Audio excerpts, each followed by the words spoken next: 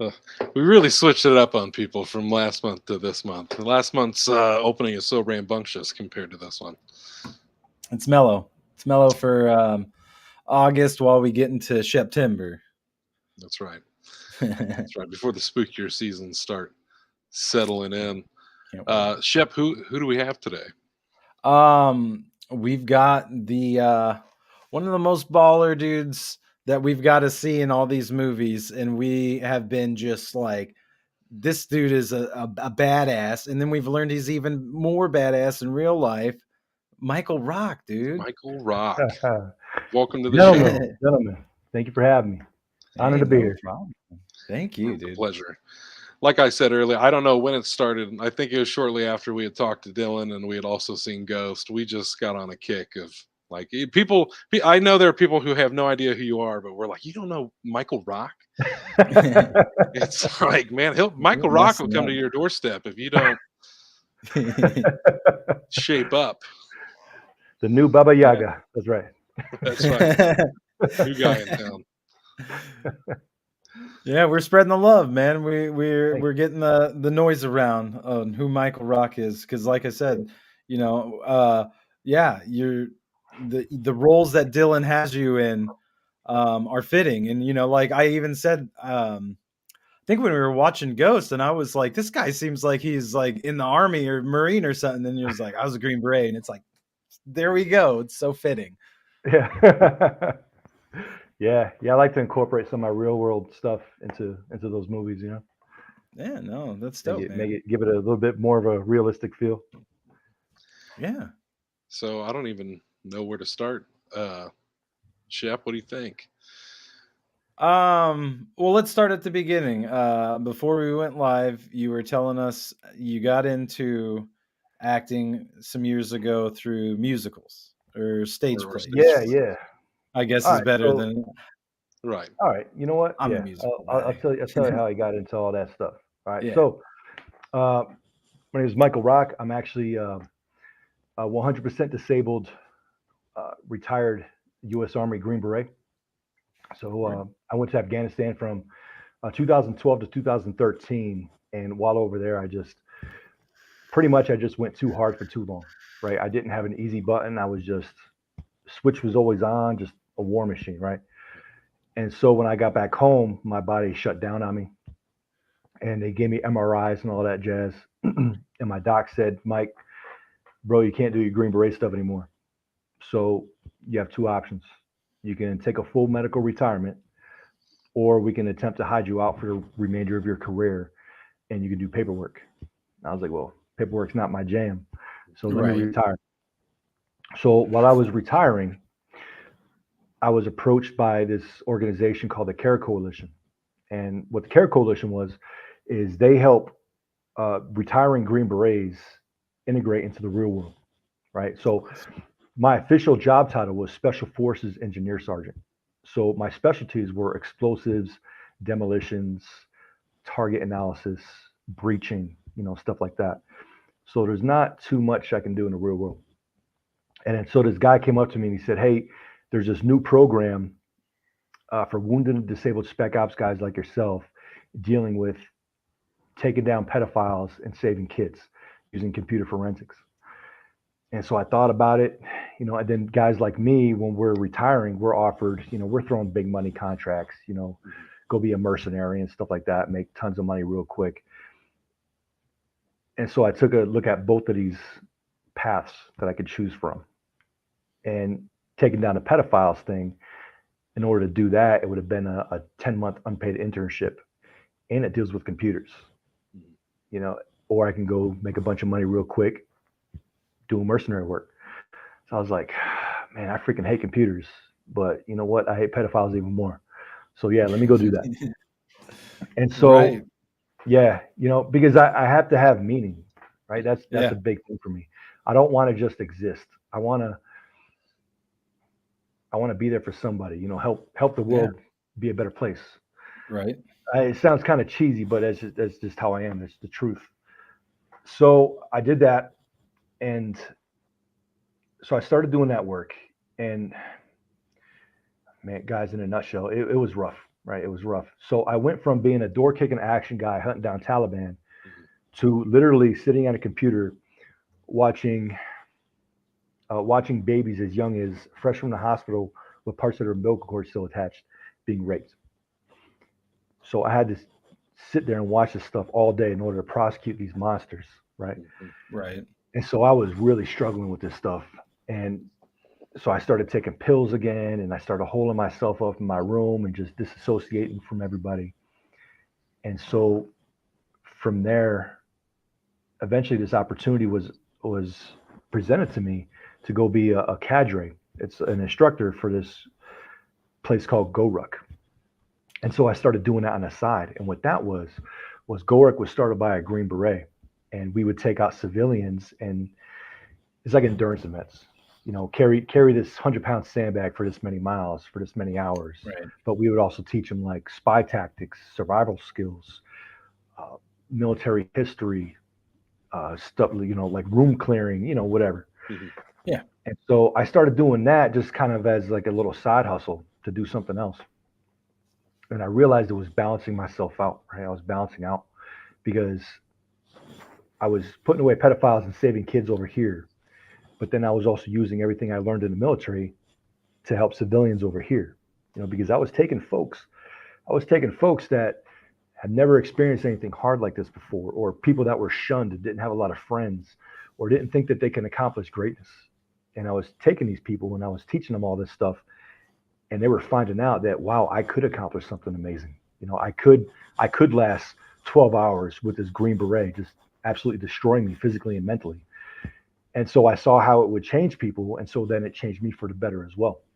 Word. And then so I did that for about 5 years. But because of my injuries, my body was just breaking down. So I couldn't do that stuff anymore. Because I would go out and do this stuff, and then my body would seize up and I wouldn't be able to move for like 2 days.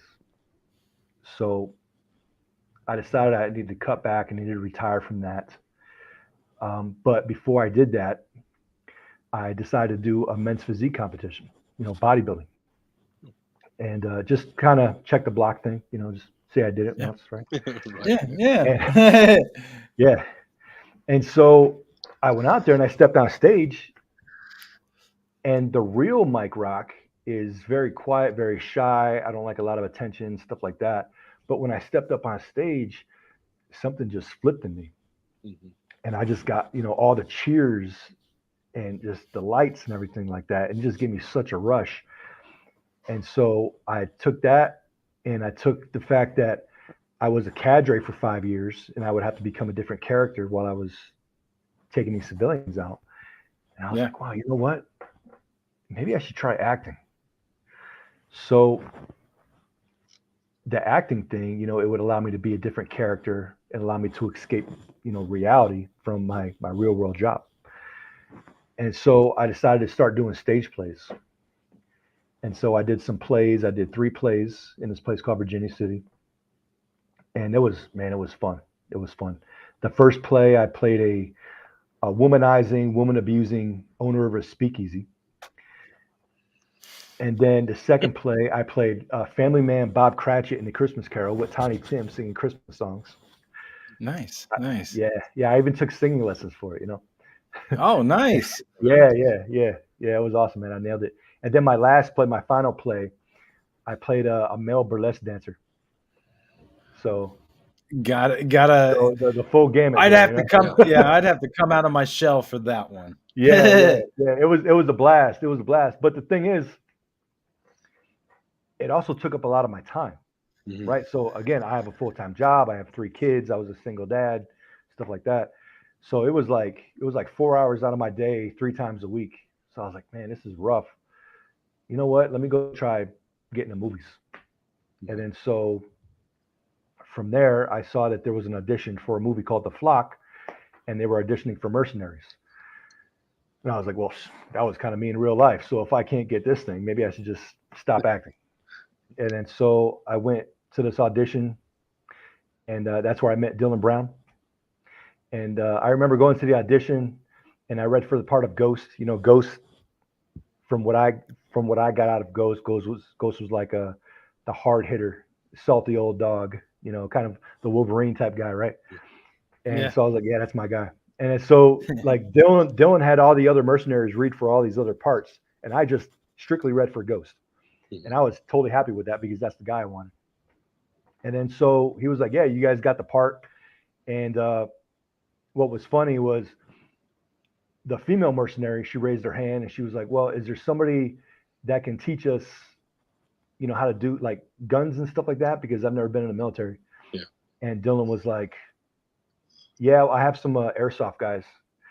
And normally the real me, this is different because I'm on a podcast, of course.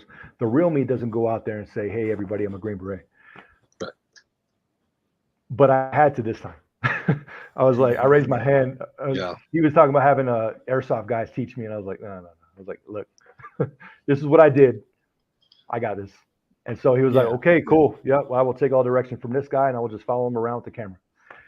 And then from then on, Dylan and I worked on a flock together, and there was some pains on set, with some prima donna actors and stuff like that. But Dylan and I, we really hit it off. And then so from the flock, he came up to me and he was like, hey man, I really liked working with you. I have this passion project that I've been thinking about for a long time. It's called Tahoe Joe. It has to do with a Sasquatch in the Sierra Nevada mountains, a Bigfoot in the Sierra Nevada mountains. Are you down? And I was like, all right, cool. At first I was like, man, that sounds kind of cheesy, but it's a movie, so I'll do it. Right. And then he cut like the first 2 or 3 minutes of the movie and he sent it to me.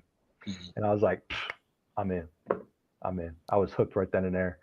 And then from then on, man, it's just been, the Mike and Dylan juggernaut. Can't stop us, and we just keep going, project after project, and we're just having a blast. So I hope that wasn't enough talking. Like, I hope that wasn't too much talking. I was just kind of no. My journey into acting. How this all came about. So it's a hell of a journey. Yeah. Basically, it sounds like that. In a nutshell, my journey, like, I'm an actor because it gives me a balance in life.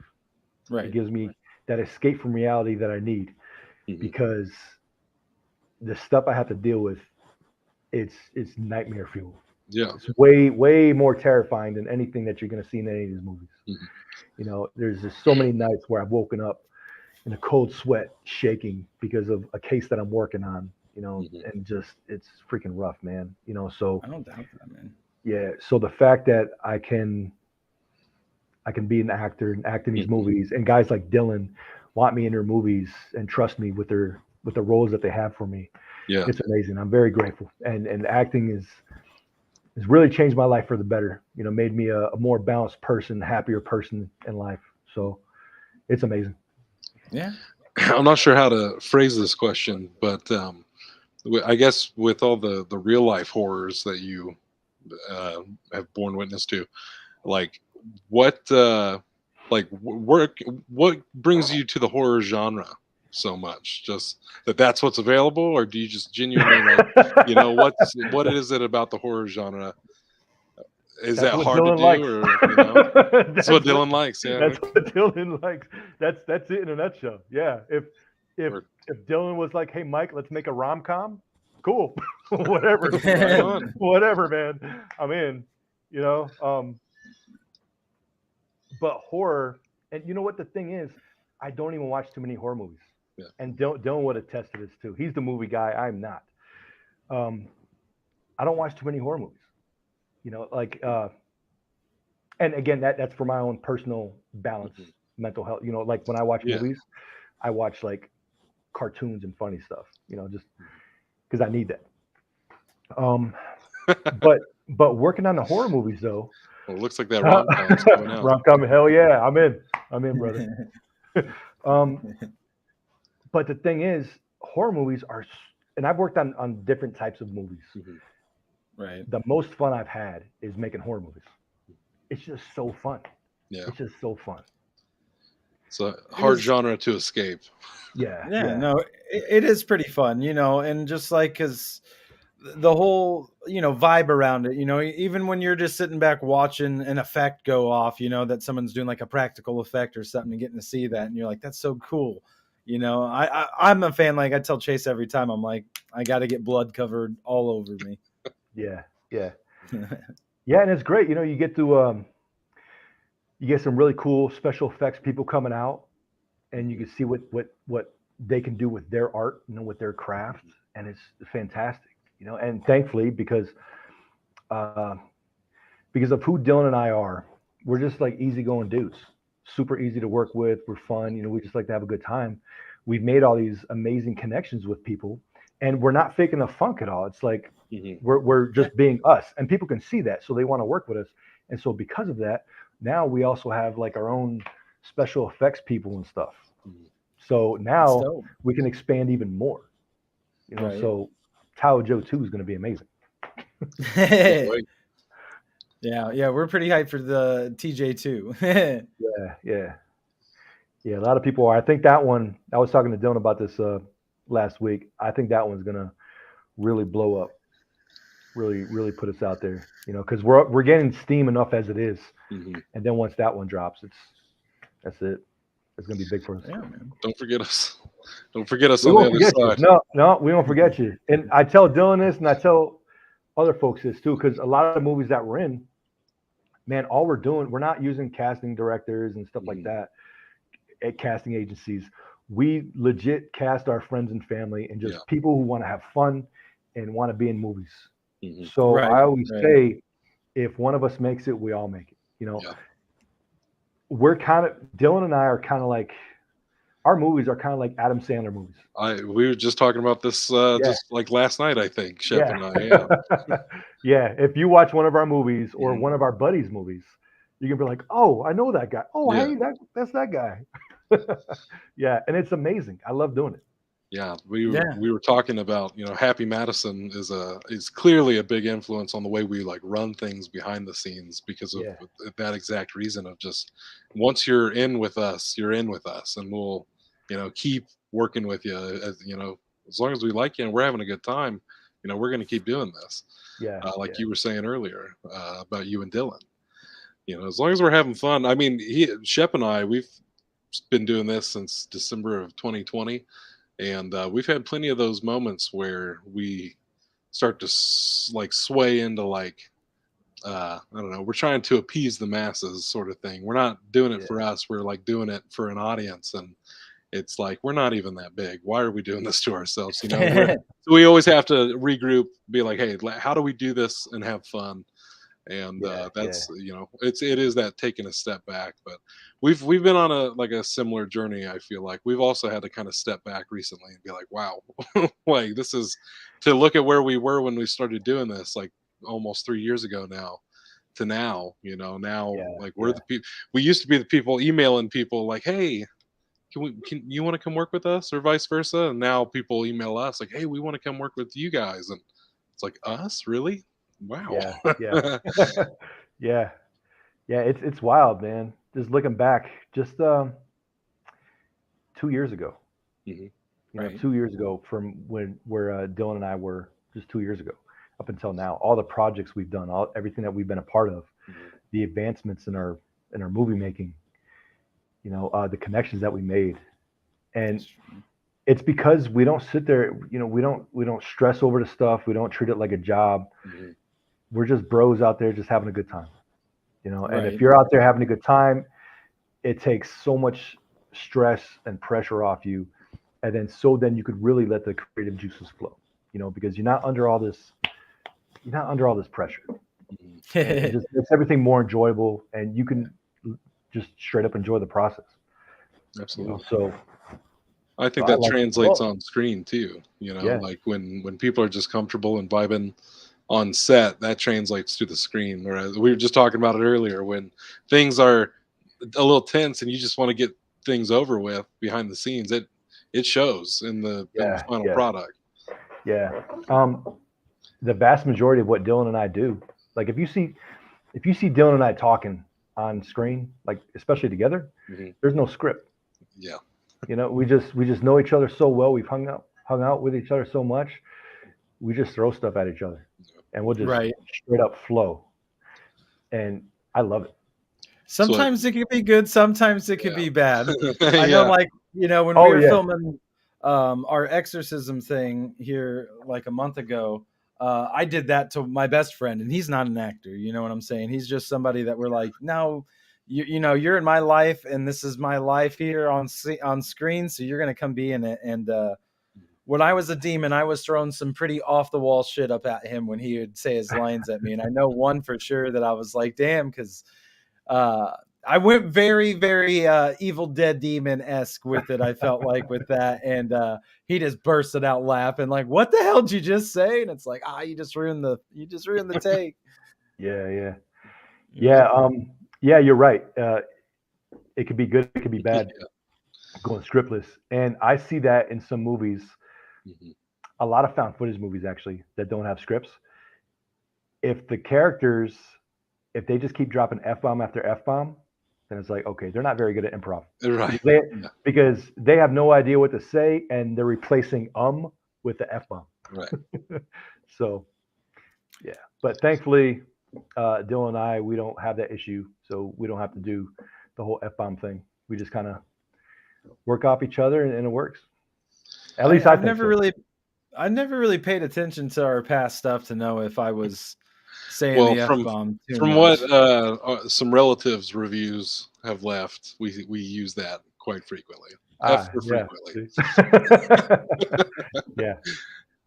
But as I usually respond to them, you're not our target audience, grandmother. So sorry. When you're doing R-rated comedy and the horror stuff and the stoner stuff, you're probably gonna hear some F-bombs along the way, you know. Yeah, it's a crazy life. Yeah. But yeah, we've definitely. I'm always excited when it's a project that's just Shep and I, because I know that I don't have to sit down and write a script. I just write the outline for it, and he and I can just go and bounce off of each other. Whereas other projects like Exorcism, we've got all these other actors. Well, they do need a script. So yeah, I'm usually lax on our dialogue because I know we'll just kind of riff on the day. But yeah. We brought in actors. We brought in actors that are 100% used to scripts. Everything that they've done has had a script. And they're like, well, what about my lines? Like, you just make it up on the fly, man. We're just going off each other. And you can see like the fear and the panic. Yeah. It's like, oh my God, what do I do with my hands?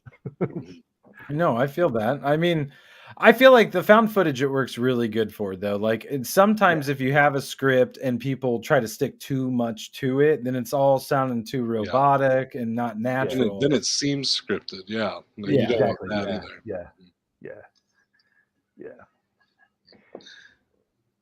Yeah. It was kind of like that with my plays too. The thing is, I mean, most people don't actually know this about me. I'm not good at memorizing lines. So just because, years of abuse and all the crazy stuff I've been through, I can't remember lines like that. So when I was on stage doing my plays, I would know the meat and potatoes, but with every performance, I'd say a whole bunch of different, just random stuff. But it would work because I get the meat and potatoes in there. Yeah. Right. Yeah. Oh yeah.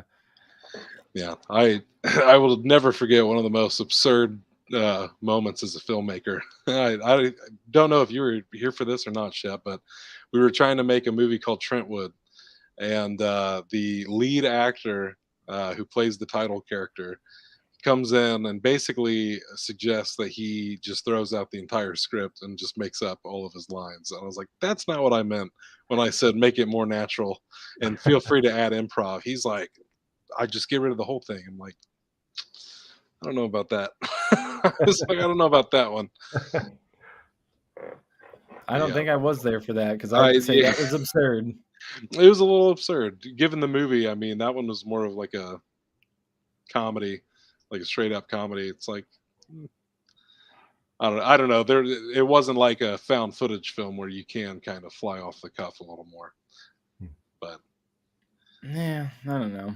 We only I've made seen that fear. one. I've seen that fear in people's eyes when you tell them there's no script. Like, well, it's about that. I think that's what sets people aside from like when it comes to acting, that will fit in and look real natural with whoever they're acting with. Is like you said, if you're getting to understand the concept of the meat and potatoes of what the character is supposed to say in this dialogue, you know, you can start getting it and start feeling real natural and bouncing off each other. And I feel like, that's anytime Yeah. I've had a script, it's literally all I try to do is like, all right, what is the guy trying to say? All right, I'll get around that. I'll get close. Yeah, yeah. And what we usually do, like when we film a scene, especially with other folks aside from Dylan and I, like Dylan and I, a lot of times we'll just do like one take, and that's it, Right. because we know we got it. Yeah. But if we bring in other people, we'll do maybe 3 or 4 takes. The first time you're just kind of knocking out the jitters. Second time you're getting more of a feel for it, and that third time it's like, okay, I know exactly what I have to do now. I'm good. Yeah. And then just go on. And it's fun. And again, there's no stress. Dylan and I, we're not hard on set or cracking whips or anything like that. Now, well, he'll say otherwise. I will get kind of mean sometimes, but only Right. if like we're trying to do something and people are kind of acting a fool, Mhm. being all loud and stuff, and we need a bunch of quietness because it's like a scary scene or something like that. Yeah, but that's about it. I understand that. Yeah, I vibe with that. That's Chase is that guy for me. I'm like, you gotta rile the bunch out there real quick, because Yeah. they're getting loud. We need to get some good dialogue in. Yeah. And it's not like I'm hourly or anything. We're not making money for this. So Right. the Yeah. faster I get out of here, the faster I can go home and order some pizza or something. Yeah. And get out of here. I vibe with that, man, for sure. And then like before we went live, you were telling us then you're getting roles in like other people's movies and stuff now too. Yeah. I know they Yeah. released the trailer for the what was it, Chase? You said it earlier. Lights Over Montgomery County. Is that right? That's it. Yep. Lights Over Montgomery County. Let's see. Let me pull my IMDb real quick. Let's see. I forget. I feel that, man. Like that's the good problems to have, in my opinion. Yeah. So actually this weekend, a buddy of mine, we're filming a scene for this part of his anthology. It's called Martian Girl Massacre. Oh, nice. And That sounds interesting. Yeah. So I play a newscaster, and he plays like some crazy guy that encountered aliens and stuff. It's like a super cheese ball. It's like a murderous alien titty movie. So, yeah. Can't hate on that. We don't deal with any of that. It's me and my buddy. Yeah, Right. Yeah, but it's gonna be fun. It's gonna be fun. Let's sounds see. like I a was in blast. another buddy of mine, Nick Bulletini. He's coming out with a short called Escape of the Dragons. My name in there is Powerbomb Big Boy. That was a little fun one. Is a martial arts movie. Oh, okay. Oh, nice. Okay, hell yeah. Yeah, so I get to pick them up and toss them around. So it's pretty cool. Eft, Tales from the End Times. I have a voice role in that one. So Dylan Brown directed that for Ash Hamilton's big project. Mhm. My name is Michael Rock. I play Officer Rocky Michaels. I was going to ask you. I was like, there was one I saw on your IMDb. I was like, I see what they did here. Yeah. I love it. Let's see. Lights Over Montgomery County. Yeah, I play this dude Rick Davis. I play the host for that movie. Nice. If you watch The Woodman with Joshua Brucker, director, you might see me. You stick around after the movie. Let's see. Target List. Target List was a fun one. Yeah, Target List. It's a traditionally shot movie with this production company called Mad Wife Productions out of Reno, and I'm in a scene with the dude I'm filming with this weekend. We call ourselves the Dream Team. Actually, is Stephen Bunn. I actually met him doing plays in Virginia City, so we have a good history there. Yeah, so I have a role in that. I play a goon. I get to burn down the lab and everything like that, and I get to chase a guy, yell at him. So that was fun. Let's see here. There's some other stuff. It's not an IMDb. Yeah, there's always other stuff coming up. So I keep myself busy. Yeah, I keep feel that, hearing man. about the secrets of the Horror Dads. I know you got all sorts of stuff up your sleeves. So Yeah. I'm excited to see what it all is. Yeah. Yeah. It's fun stuff. I'm actually then this isn't like going out there to make money or anything like that, but I'm excited about this. So the capital of Nevada is called Carson City, Right. and so every Halloween they have this like horror movie festival type thing, Mhm. and it's a short. So what it is you pay $25 to get in, and on September 20th they give you like the rules and regulations. Mhm. So like there's a prop that you have to have. There's like a line of dialogue that you have to have in there. Oh, word. And then you have 2 weeks to make this short movie, this horror Okay. short. I Mhm. think it's like 5 to 8 minutes or something like that. And the reason they do that is because they don't want somebody, to be working on a movie for like a year with like Right. some badass effects. They want to keep it fair. So I decided to do that. So I'm writing and directing that. I'm starring in it, but Nice. it's my girlfriend's daughter. So we're gonna make a little horror movie together. And I asked her, she's 7, she's adorable. And so I asked her, I was like, hey, do you want to be in a horror movie with me? She was like, oh my God, yeah. So she was so That's excited. So awesome. I'm super pumped about Yeah. that. If stuff involving the kids, man, I Mhm. love it. Yeah. I love making the kids happy and making them smile. Dylan's actually going to help me out. He's going to make up the movie poster for me. So she's going to have a movie poster, with her picture on Awesome. there. And yeah. Yeah, that's So sick. I have a fun little idea that I want to do. So it'll be cool. Yeah. I was Yeah, just that talking sounds with great. Shep yesterday. We were talking about Happy Madison, but we were also talking about Robert Rodriguez and how he was a big influence on me growing up. Just how much he worked with his kids on stuff. I always loved that like the movies he made for kids were like very for kids, and the movies he made for adults were very for adults. But they were Yeah, both yeah, just as absurd as the other.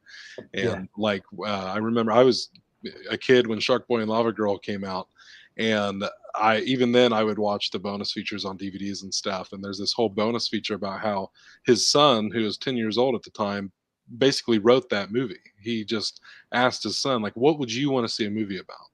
And wrote down all of the ideas that he had, and they made this script, and they made Shark Boy and Lava Girl. And that's why whenever I see people hating on this movie, I'm like, you can hate on it all you want. That's a 10-year-old boy's dream come true right there. And he would Yeah, always yeah. do things like that. And you were talking earlier about casting friends and family. And I remember when he made Planet Terror, there was a lot of people in that movie. There were like these twin girls who were his nieces. There was a guy who was his dentist, and he went to the dentist one day. He's like, hey, do you want to be in a movie? Like, he just was a nice guy, had a very Yeah. natural feel. And I always love stuff like that. And now I have he's almost 3 months old now, baby boy. And so like I'm getting to live that dream and have, a kid who's being involved with my stuff. Right now he doesn't have a say. He can't deny me when I put him in movies. But I hope that he grows up and still wants to do this stuff as we keep going. It's a Yeah. great feeling. Yeah, it is. And the more people you bring into it, man, it's amazing. Like at the Ghost premiere, we had a premiere for Ghost at the local theater, one of the local theaters, and this theater is just filled with friends and family, people who have never been in a movie before. Now they get to see themselves on a big screen, and now they're seeing themselves on Tubi, telling all their friends.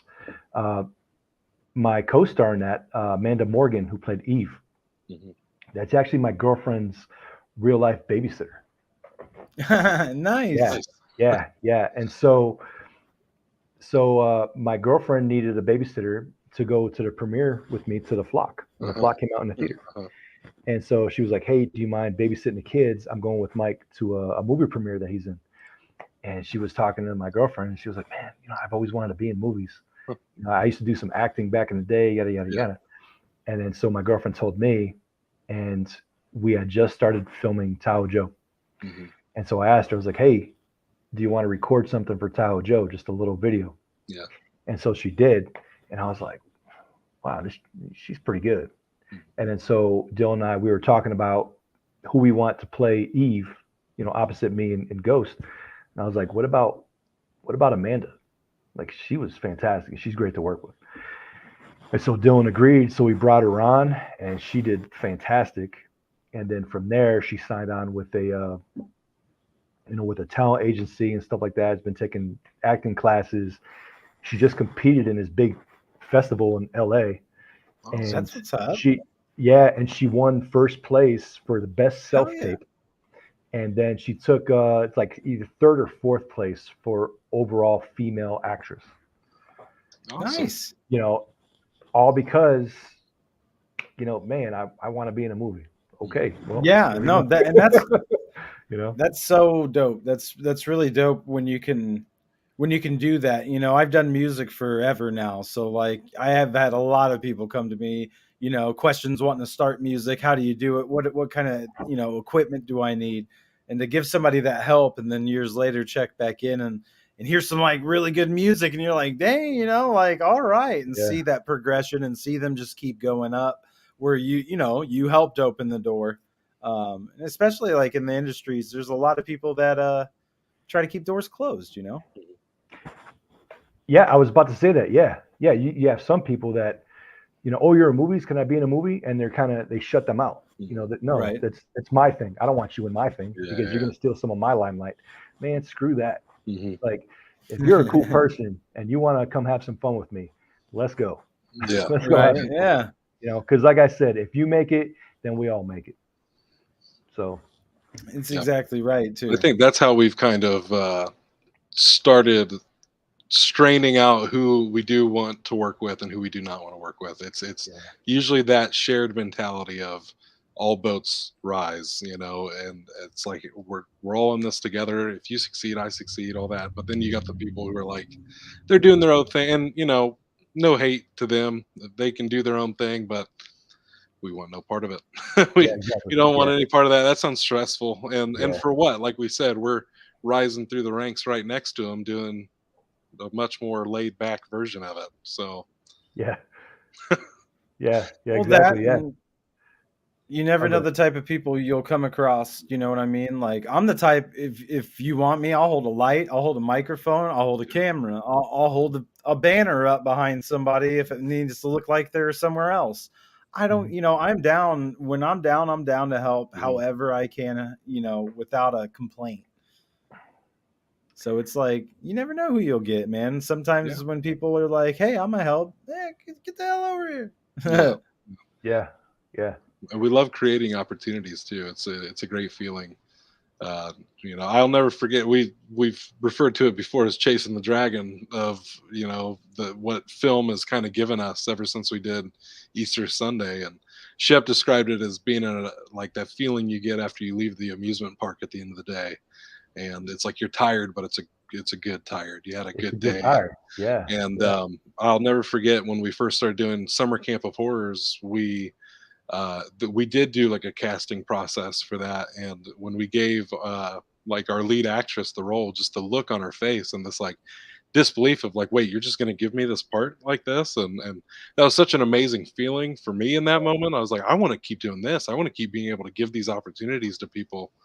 And we value the reputation that we've grown as nice to work with. we yeah, yeah, we love having that friendly atmosphere, that collaborative atmosphere. It's like, hey, if you truly want to do this, then please by all means come. Like, we will find something for you to do. yeah, Oh yeah, I like that shit. I think it's important and like like because on my end of things, and especially like when we were doing the exorcism and Ash showed up and he's like, "What if I had an accent?" It's like, if you want to do an accent, do an accent. Let's go. Yeah, Like own that character. That character yeah, can be exactly who you want him to be. If he has an accent, right, give him one, man. right. I said let's And hear the accent first, but then well, if it's a bad accent, maybe we'll pass on the accent. but yeah, to me, it's always been about that. Especially when I was doing music. Giving people I'm creating this space here to allow other people to come in and use this space to express themselves creatively too. You know what I mean? Like especially in our movies and our shows. On this right here on the Monday shows, we always try to have every walk of life we can on the show, just because it's dope, man. It's Yeah. nice to hear how other people are making it because success means something different to all of us. And like I already feel successful where we're at right now. Yeah, that's Yeah. true. I do. Yeah, if I make it big with movies, cool, that's a bonus. But me, Right. I consider myself already successful, man. I'm out Yeah. there. I'm out there having a blast with my friends and family. Stuff is getting out there, so I'm out there for the world, for the rest of my life. Yeah, no, So and it's crazy too, it's because cool, you never know who watches it. You know what I'm saying? Like Yeah. right now, even us speaking here, Mhm. it's like, well, you never know who's watching any of the movies you've been in, or Mhm. somebody could be going streaming one of the things me and Chase have put out, or listening to Yeah. one of my songs. Like my songs get played in like Mexico and the Middle East and stuff. So it's like these days, it's a lot better than it was back when I was growing up. It's like we are reaching worldwide, even on small platforms. That's Johnny fun. Young, a camera guy. That was nice. Oh, that's really cool. Yeah. See right there, you go. I know. Let- As a kid, I would have been very geeked for opportunity like that. I would tell everybody about that if Yeah. I was a young boy. I'd be like, Well, "Yeah, I saw a movie." that kind of stuff, you never know what that can awaken in somebody. That guy could be That's the very next, true. great cinematographer, Mhm. just Yeah. from that one little experience. Yeah, I like getting the kids involved. Like all three of my kids are on Ghost. Yeah, Oh yeah. I love that. Yeah, I have a 21-year-old daughter, a 20-year-old son, and a 17-year-old son, and they're all on Ghost. Awesome. It's just cool, It's Mhm. and it's cool to find someone like Dylan who doesn't mind that. you Yeah, know? Right. Yeah. Like- Yeah. It's like, oh, hey, you want to bring your kids in this movie? Yeah, sure, whatever. Here you go. yeah. So, they were in I've Tahoe tried. Joe as well, so it's fun, man. Oh, It's cool to nice. be a parent and be able to do that. Mhm. That's another satisfaction that I have. So Mhm. not only am I bringing in like friends and family, but my actual children get to join me on this journey, Yeah. and it's amazing. I've mentioned before that I watch a little boy for a living, and he sees our stuff all the time. He doesn't need to watch our stuff, but he does. He's like 4 years old, and so he'll see me editing and all that stuff. But it's just very cool because he sees it and like he truly thinks we fight monsters and stuff. And so when he's like afraid of the dark or something, I'm just like, hey, look who you're with. They're not gonna mess with you. And he's like, oh, that's right, and that's just such a neat feeling to have. Don't Dylan's 10-year-old stepson, AJ. Love that kid, man. He's cool. He refuses to call me Mike. He only calls me Ghost. Oh yeah. Yeah, makes me feel like a cool guy. Yeah. Hell I yeah. can vibe with that though. I'm kind of like a superhero. This kid. Hell yeah. Yeah, exactly. Now I've tried to get my son's. My son's 16 years old, and I try to get him in. I know when we were doing summer camp, I was like, "All right, dude, we need some campers. I'm gonna need you." And he just, for whatever reason, I think he's just shy on it. He's always like, "Nah, I don't want to do that." Yeah. All right, I ain't gonna force you to do it, but man, Right. it's like, dang it, I want you to. Yeah. But maybe you never know. Maybe he'll get his calling in something else, and then I'll get to go help him out with that and get into something new. That's right. Yeah. Man, I mean, I want to know what Dylan's got in mind for this rom-com. This Michael Rock rom-com. yeah, boy, that'll be interesting. Will that also be found footage? I'm very intrigued. I'm pretty How sure would that's you what's even- called a porno. I want to see what Dylan does for a traditionally shot. Well, you know what? I take that back because we actually did do The Heart is a Rock. Yes, yes, man, yes. I dig it, brother. Oh yeah.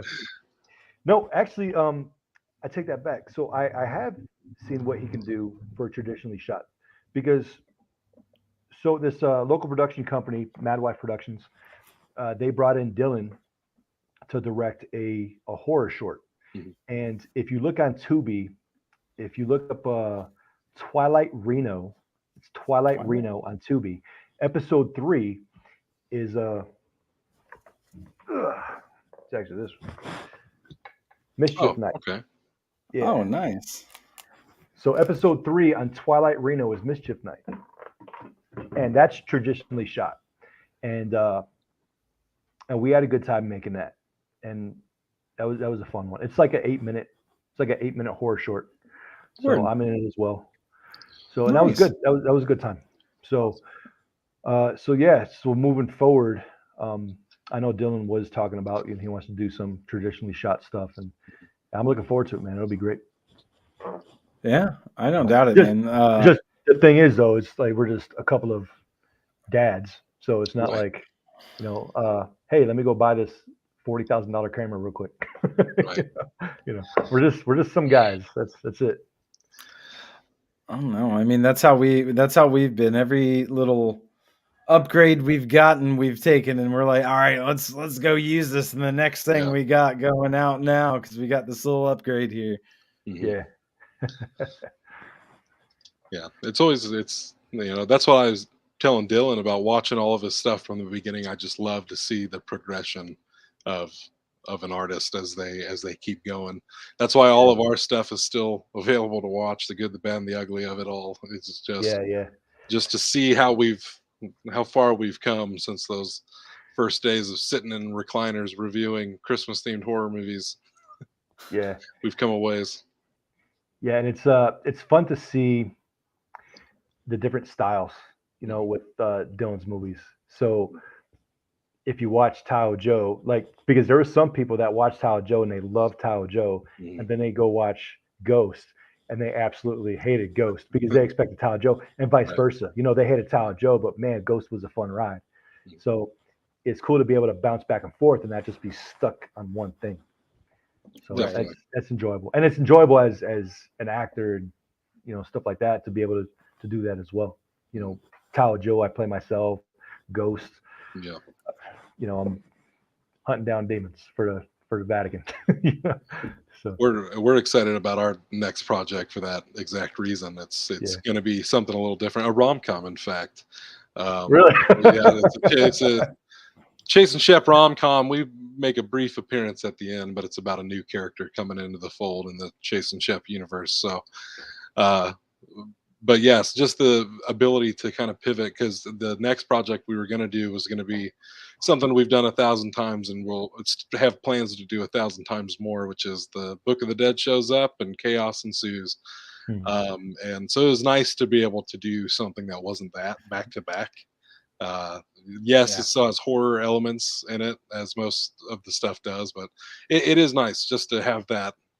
I don't know, being able to change things up and not always get stuck in the same thing. yeah. I'm taking a little break for just a couple of months from filmmaking, because because of my buddies, we got linked up with this place called Dark Corner Haunt, and they put on this amazing haunted house in Reno. And so I got sent an invite to go audition. And so I went to the audition. I nailed it. So I got picked as one of the main actors for this year's haunted house. And so what I am is I'm going to be a line actor. So basically, while everyone's outside waiting to go in a haunted house, I'm going to be interacting with the folks.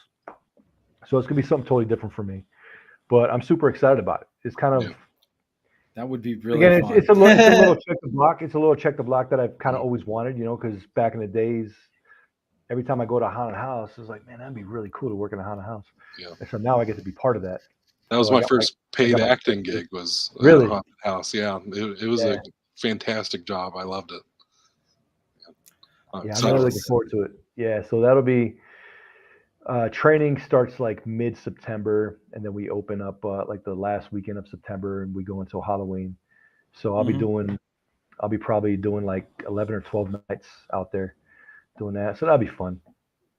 Allow me to work on my improv and stuff like that. So it kind of get me back into stage acting mode, because when I was a stage actor, I would a lot of it was improv, and then sometimes the audience, because we would do shows Saturday night, and so the audience is just freaking hammered. Like if you ever go to Virginia City on a weekend night, you're gonna see everybody just annihilated, just wasted.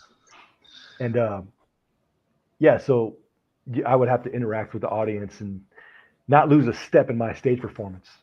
So this will be Right. kind of like that. So it'll be fun. I'm jealous of everybody working in haunted houses. I know. I got a Let's job. make I a new mean, one. I got a Yeah. job at Spirit Halloween, so I No. guess I kind of fit in. I know. Meanwhile, I just sit at home and edit all this shit for October. I guess I'll settle for that. Watch a little Scareplex on the side, Yeah. Yeah, got to. Yeah. I think, theater definitely takes up a lot of time yeah. Yeah. for sure. Yeah. It was The last fun. time, It was fun. I do miss it. yeah, I miss it too. It's been a long time since I've done stage acting. The last time I was involved, I didn't even see the play through to the performance because, like you said, it takes up a lot of time, and the director of the play could not be bothered to show up to his own show. So Oh wow. after a Jeez. while, I was like, and it was a time in my life where my health was taking a hit. I was going through these seizures I have just started developing. I was kind of trying to figure all that out, and so I had a lot on my plate. And I'm like, I can't dedicate all this time if the director's not even going to show up to Yeah. do this, But yeah, I haven't gone back ever since. Man. But it would be great to do some stage work again. I've been trying to get you to for 3 years now, bud. I know. I've been telling. That's why, like, when I first brought it up, I said musical because that's where my mind's at. When I've been trying to get him, I was like, "Come on, let's do a musical. We can sing, we can dance, I didn't say no. I didn't say no and to make the it idea. and make it You know horror." what, man? Musicals are great. You see, people hear my background, Mhm. the whole Green Beret thing, and they're thinking like, "Oh, you must love a Black Hawk Down." And all this stuff. No, I don't like that stuff. Yeah, Like, yeah. it's just not my jam. Right. Because like, I want to be happy. So, Yeah. I like my favorite musical is Little Shop of Horrors. Oh yeah. Yeah. Little Shop of Horrors and Muppet Christmas Carol. Yeah, The and then so Muppets. when I was Bob Cratchit in A Christmas Carol, Mhm. we actually used the music from A Muppet Christmas Carol. Well, Nice. So Yeah. so I'm sitting there, man. Like I said, I got singing lessons. I had little Tiny Tim. I'm like, "There's magic in the air," it's going off, man. And I so, love and so I was talking to one of my old teammates. Yeah, he's still in. He's running the team now. And he was like, "Mike, man, so I've gone to this country and I went on this mission and did all this and this and that and kicking in doors. What have you been doing?" I was like, "Oh, I'm in a play singing Christmas songs." He's like, "Mike, what the hell? I did not expect this in your life." Me neither, brother. Me neither. Right. Here we are, though. Yeah, but it works. It works, man. No, Like I I said, feel it gives that. me that Musicals happy are great, balance. man. I can flip that switch and be that war machine, or I can be Mhm. the happy singing family man. So it's versatile. I feel that, bro. Love it. That's really cool. Yeah, no, like Yeah, I'm yeah. gonna keep pushing for it too because I want to make a musical horror, but I never said no. Oh, like Sweeney We Todd. have an Yeah. idea. It's on the shelf. The many unmade projects of Jason Shep to Yeah, come. musical horror, man. Yeah, so it gives me that Sweeney Todd vibe right there. Just Yeah, saying that. Yeah. that was always one of my favorites growing up. I always enjoyed that one. Maybe just because my last name was Todd, I had that instant connection. Old Sweeney Yeah. Todd. I'd been involved with that play at least once. Sweeney Todd. That was always a fun one. Yeah. But yeah, I love a good musical. Yeah, Yeah. I always wanted to make a film, which I guess the plot of the film has kind of become a mini version of itself within the Chase and Shep musical idea. But I always wanted to make a movie called End of Days the Musical, where the apocalypse comes and the apocalypse itself is the musical. People start bursting out in song and dance, and it just kind of intensifies. It's almost like a zombie movie if the infection was song and dance. Dude. Guys, you need to pull this trigger on these musicals, man. That sounds amazing. And as far as the That's stage all? show goes, I can't talk old Cowpoke Shep over here out of the stagecoach idea he has. He's like, we got to get a stagecoach and we got to go from town to town in the stagecoach and perform our live show. I'm like, can't we just go to like a theater? He's like, no, man, we got to get a stagecoach. I think that'd be nobody's doing that. Like that's what I tell them. I was like, nobody's doing it.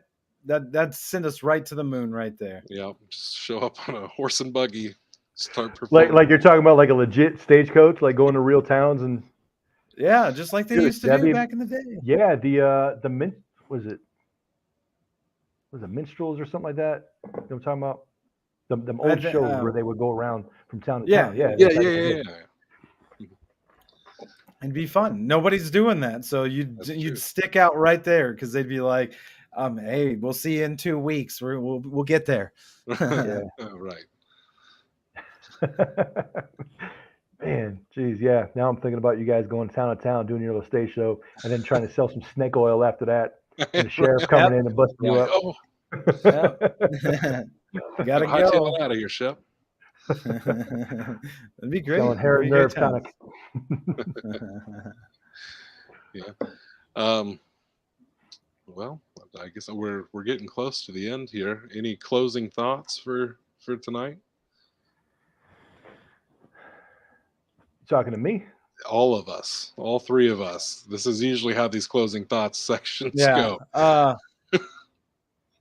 Nah, I mean, I could go first, I guess. My closing thoughts tonight are musicals are pretty dope. Look at that. We're all three of us dudes are sitting around saying musicals are pretty dope.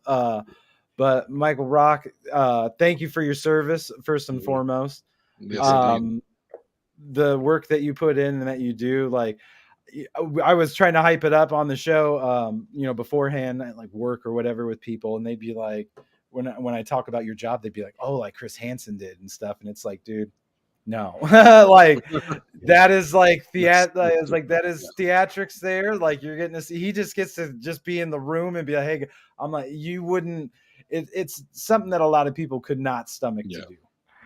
You know what I mean? Yeah. And it's facts. And I give you major props because it's a wonderful thing, in the long run that you're doing for people out there and young people that can't even defend themselves. More importantly, so give you major props on that. Appreciate that. Yeah, I take it and I go to schools as well. I try to work myself out of a job. I go to schools. I'll teach advanced online safety. Like I get like real deep in the woods, with all that stuff. Right. Stuff that kids don't think about, and I'll teach parents and educators. I'm trying to work myself out of a job. It'll never happen, but I try. Yeah, it's rough. I'm very thankful I'm in a position I am in life that I can do that. I'm also thankful for finding my balance, because without me finding a mental balance, I wouldn't have lasted this long. Mental health experts say that you shouldn't be doing what I do for more than 10 years. I'm at year 9. Right. But because I found other avenues and outlets, I know I can go for at least 3 or 4 more. And I think that's my big closing thing right there is in life, man. Life can be really hard. It can beat you down and stuff. Work, no matter what work you do, it can cause a lot of stress. The most important thing I found out is finding a balance. Maybe 5 years ago, I found that. A lot of times people will do some really stressful things. They'll be stressed at work, stressed in their personal life, and how they attempt to find a balance is they'll go home, they'll pop some pills, they'll bust out the booze or something like that, and that's not the answer right there. Right. I do the acting thing because it allows me to become a different character, allows me to disassociate from my regular life for a little while. Something completely different from chasing down pedophiles and having to look at what I have to look at every day. So I think everybody just needs to find something that really balances themselves out. And if they try a new hobby and it doesn't work, they're still not finding the balance, try something else. Find different avenues. Because I mean, look at my background, man. Look at my background. I was, like I said, I was a war machine. Yeah. U.S. Army Green Beret, decorated, combat, yada yada yada. And I'm over here singing Christmas songs with a kid on my shoulder. Right. Yeah. Completely unexpected, but that's what I needed. Yeah. Exactly, man. You never know where you'll find purpose and happiness. Yeah.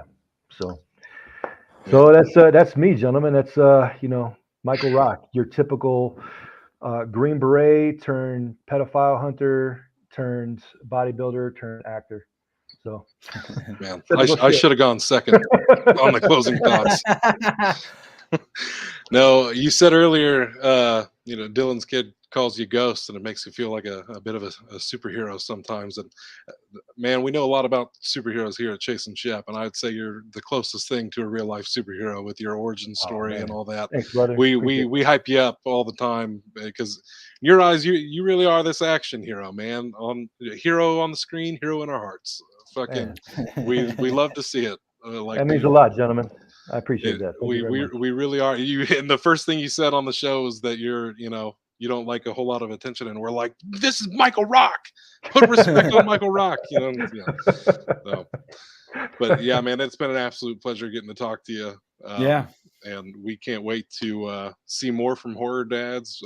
Hopefully, we'll be getting to work together in the future on some stuff. I hope so, man. Yeah, I hope so. That'd be great. But, Yeah. I would. Yeah. So everybody, thanks for joining us. Yeah, thank you. I will say I'm surprised my girlfriend didn't blow up the comment section today because she's all about the true crime. She just watched like 3 documentaries about the work that you do. So I'm surprised she didn't blow up the feed being like, I have so many questions for you about your job. But yeah. Well, you know what? I'm sorry. I know you're trying to go right now, but with that said, another part of what I do for my job is, like I said, I teach advanced online safety.